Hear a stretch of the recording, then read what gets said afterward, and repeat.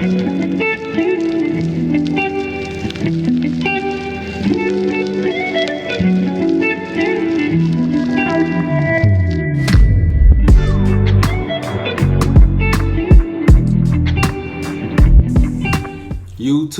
what it do-ski? We here once again. We are back with y'all, and we really wanted to have our reaction to this new Caleb and Sophia video.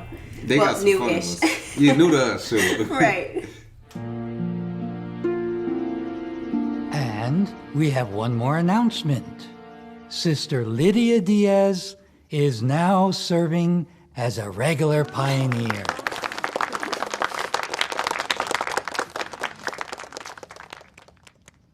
We're so happy for you. We know you'll have many spiritual adventures ahead of you. Adventures ahead of you.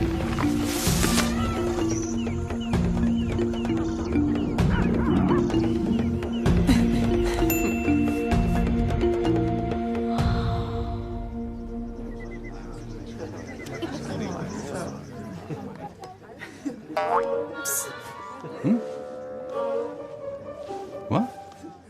Hey, Dad. I want to be a pioneer. That's wonderful, Caleb. What do you think pioneers do? They go on adventures? A pioneer's life is exciting. Do you remember when we talked about being a publisher? Uh-huh. They preach the good news. But pioneering is a way we can give even more to Jehovah. Pioneers devote their time and energy to help as many people as possible to become Jehovah's friends. I love to do that. I know you do. Pioneers also get to go to school. Not that type of school. A special school that they attend with other pioneers, where they dig into the Bible and learn how to become an even better friend of Jehovah. It's a lot of fun. Oh, that's cool. So, pioneers don't go on adventures? Oh no, they do. Pioneers look for Jehovah's friends all over the earth. And some travel to faraway places. You know, Caleb, keep telling others about Jehovah. And when the time comes, you will be ready to go on the adventure of pioneering.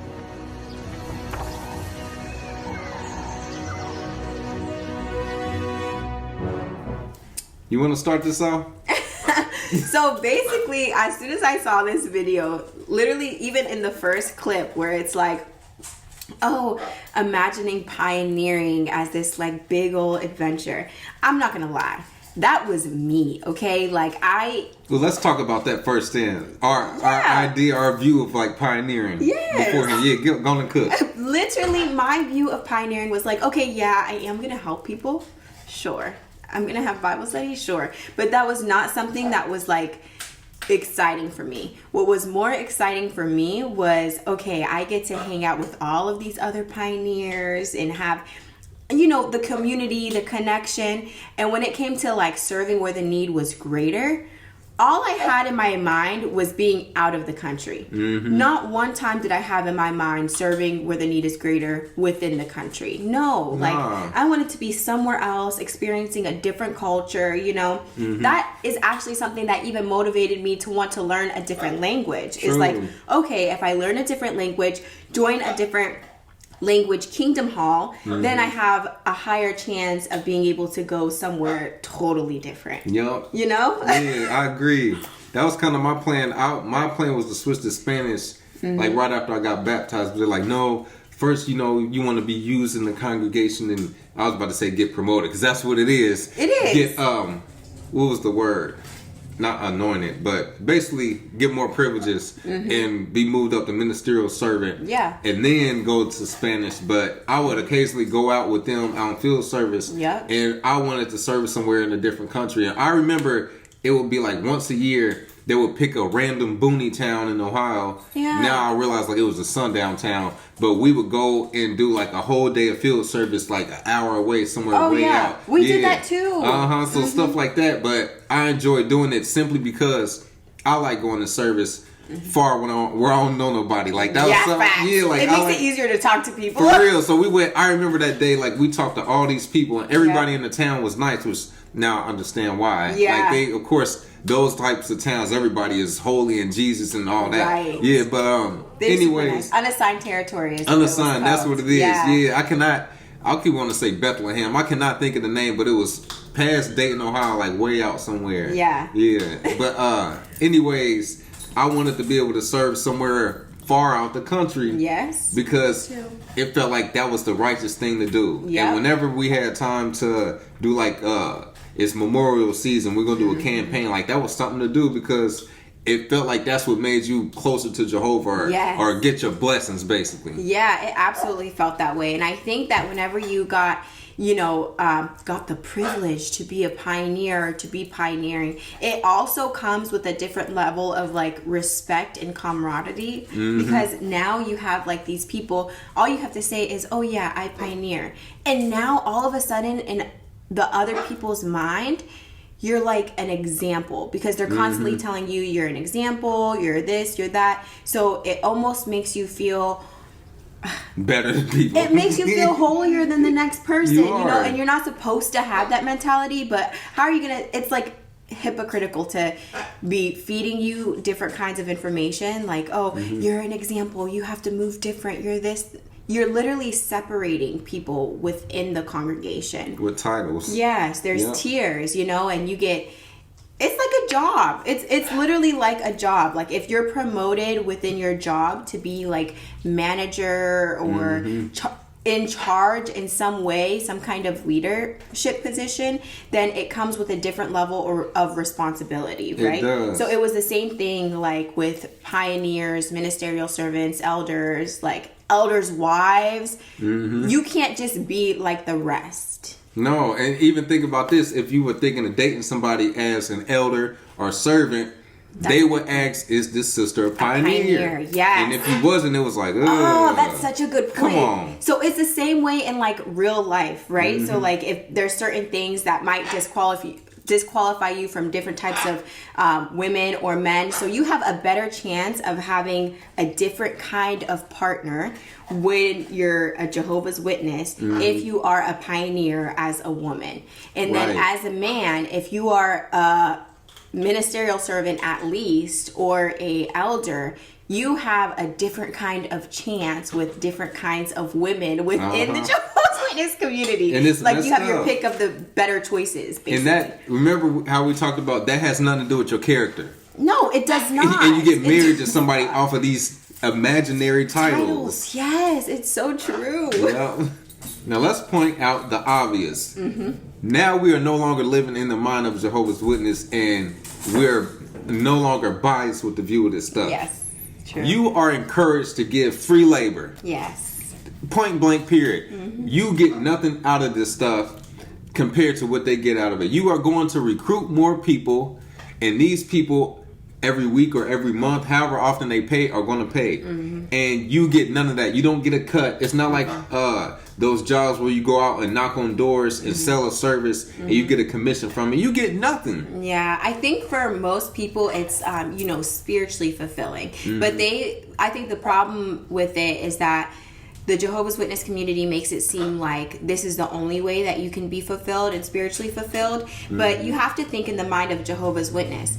When you are helping other people, like, come to know God or become a Jehovah's Witness, it's the act of service. It's the act of helping people that is giving you that fulfillment. So the same fulfillment can be met if you're not a Jehovah's Witness, through helping people, through providing services, and you get the same kind of fulfillment. So I guess you don't have to necessarily be monetarily paid because you feel spiritually fulfilled. But it should at least be something that's true. Yeah. I agree. Like you are doing something, believing it's the right thing, but somebody is tricking you. It's no different from somebody wanting to join the military and go defend the country, not realizing what they're fighting what you're fighting for. I'm telling you, you're fighting for good, but really they got something I want and I'm gonna use you to get it for me. It's sad. And this is something that's also sad about this free labor of pioneering. So many people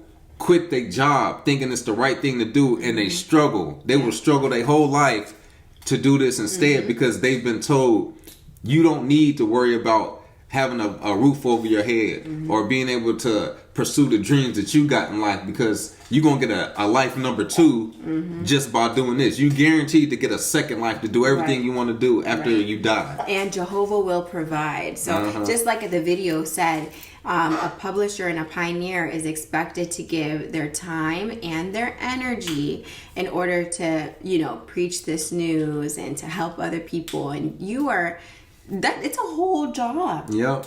It's sad. I had a family member that had a wonderful job, like one of the best jobs she had ever had, her and her husband, and they were living no kids, good. Yeah. And they quit that to serve. Yeah. And from then on had to just figure out how to make ends meet. And waking up, it's like, this is so unfair. I know. Like people don't have to live like this all over a lie. Yeah, and I think it's unfair to us because we can't imagine doing it. But like the people who do it they're happy to do it. And then there's other people who are very depressed while they're doing it and they don't know why. And they feel like it's because they are spiritually like not equipped or not good enough, really. There's a lot of self-doubt that happens when in reality it's just not your path. No. This is something I find very interesting that I didn't notice as a Jehovah's Witness. He pointed out with pioneering, you can become Jehovah's friend.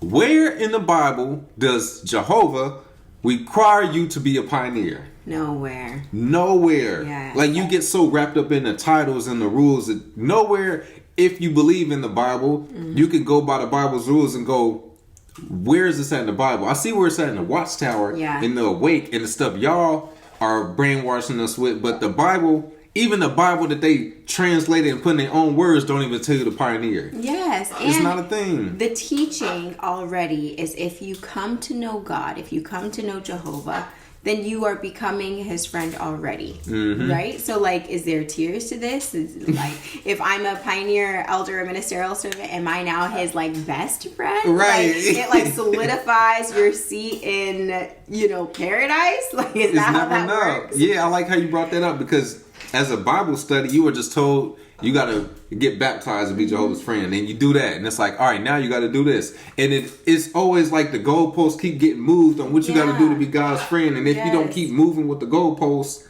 now you are less of a friend. Yeah. And it gets worse and worse the longer you do it. No, it don't make sense. I think some of the coolest people in general are people who are allowed to put up a boundary and say like, no, like I'm good. I feel solid with my relationship, with God or whatever. Because my grandma was always like that, like there's always this kind of like nitpicky catty thing that happens between like sisters, especially and even possibly like elders' wives and stuff, where there's a different pressure that you are an example, so you kind of should be pioneering if you're like a really good elder's wife. And my grandma always used to be like, no, like I don't have to do that. I have a good relationship with Jehovah. I don't have to be pioneering. It's not something that I want to do, like I'll go out in service, but I don't want to be a pioneer. I hold my services. I talk to people about Jehovah. I don't even think I count all of the time, but it's just something that she likes to do, That's all she gotta do. Yes, and those are some of the most like solid people in life, is people who can't be pressured to do more if it's not actually what they want to do. Facts. And another thing I meant to bring out, this is child labor. Like this whole video is for kids and encouraging children to pioneer. It's planting the seed in them. Yep. So you are telling the kid it's cool and I want to do that. No, like it's no different from a kid saying I want to be a fireman. Yeah. You don't get to go drive around the fire truck for 8 hours. That's not legally required for children nowhere else except for in this organization. Like that's crazy. It's ridiculous. And then something else they brought out was the pioneer schooling, and his eyes lit up. Schooling, once he explained it, this schooling is worthless in real life. Like imagine an ex-Jehovah's Witness trying to get a job because they've been pioneering all this time. And they say, well, I have pioneer schooling. What's that? Well, I recruit people to be Jehovah's Witnesses.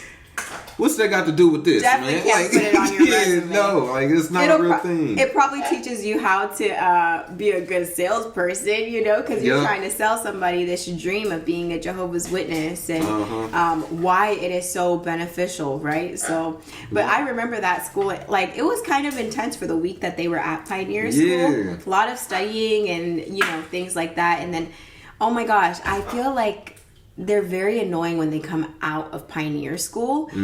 I did not like being around pioneers when they were done with their Pioneer School because they came out, like, you know how they got their black belt. Oh my God. You know how you were whenever, like, you first got baptized and you were super, like, extra zealous, extra spiritual, right? And also extra judgmental. Very. So that's how, like, they would be, or at least the ones that I experienced, they would be like that after Pioneer School, where it's like, girl, like, we were just talking a week and a half ago and you were talking about all this stuff, and now all of a sudden, you freshly brainwashed. Now all of a sudden you're all holier than that. Like, please. They bring it up in their comments at the next meeting. Oh, in Pioneer School, we learned, or they say, man, good for you. If you have a party or something going on, they're like looking at people's outfits and stuff. Like, come on, get real. Stop.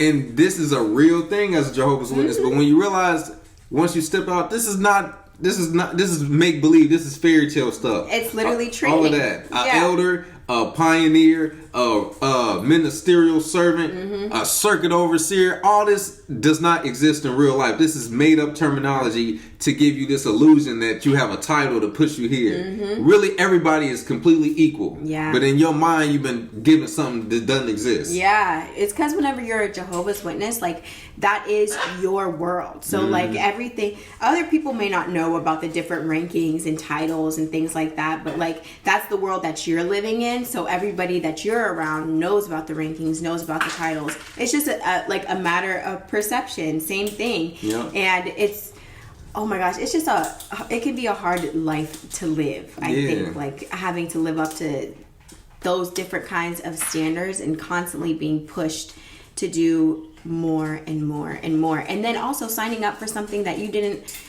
expect necessarily. That's true, because it keeps going. Yeah, and it's just like with anything else, they have to send you to training to be exactly what kind of person is able to recruit other people, and they teach you those kinds of the ways to, like, bring people in. Yep. And I think humans in general, when it comes to titles, if you stick random people on an island with nothing, your title means nothing no more. Your finances mean nothing no more. All you left with is character and skill. And that's it. So if everybody is here and one person goes on the island, I'm a banker, I own a bank.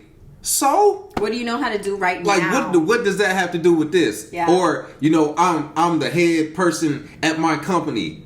Okay, that doesn't mean we have to listen to you. Yeah. Like, that doesn't give you any authority. No. Like you said, real skill and character. I remember somebody saying before that if you took everybody's money away and was stranded on an island, could you still lead people and get them to follow you? Exactly. That's what matters. Oh, I don't know. You know what? You just reminded me of something. There was some kind of TV show or something where people, that happened. It was like a plane, somebody will know in the comments, but it was a plane that had crashed and there was all these people, like, on the island, right? And there was, like, somebody who was very, like, poor, kind of looked down upon by some of the other people, and then there was this, like, really rich guy, you know, but now they're all on this island. And who knew how to do the most stuff? Of course, it was the poor person that was the poor person that was looked down upon. But now, in order to survive, this is the only person that knows how to catch a fish. This is the only person that knows how to start a fire. So if you want to eat, you're going to respect me because you don't know how to do this. I do. Yep. With your title stripped away. Yeah. Yep. And that stuff matters, you know? Like, you know, investing in yourself with real skill. Because at the end of the day, all the stuff that's, like, outside of ourselves, all these made up titles that society puts on us and that we come up with in life, none of that really matters. It's not real. So to bring it all back, being a pioneer is completely worthless in real life as far as the title. Like, it means nothing. Yeah. Nobody cares about you recruiting people to be Jehovah's No. Witnesses in real life. Right. No. But let us know what y'all thought about this video. Was it triggering? Did it bring back memories? How did y'all feel about pioneering? Were y'all pioneers? Yes. Let us know. Hit us in the comments. Hit us on our Instagram at Awaken Truths IG. Our TikTok at Awaken Truths LLC. And we have our healing journals. We have the regular edition as well as the Pimo edition. And just catch us in our next video. Don't forget to like, comment, and subscribe. Peace.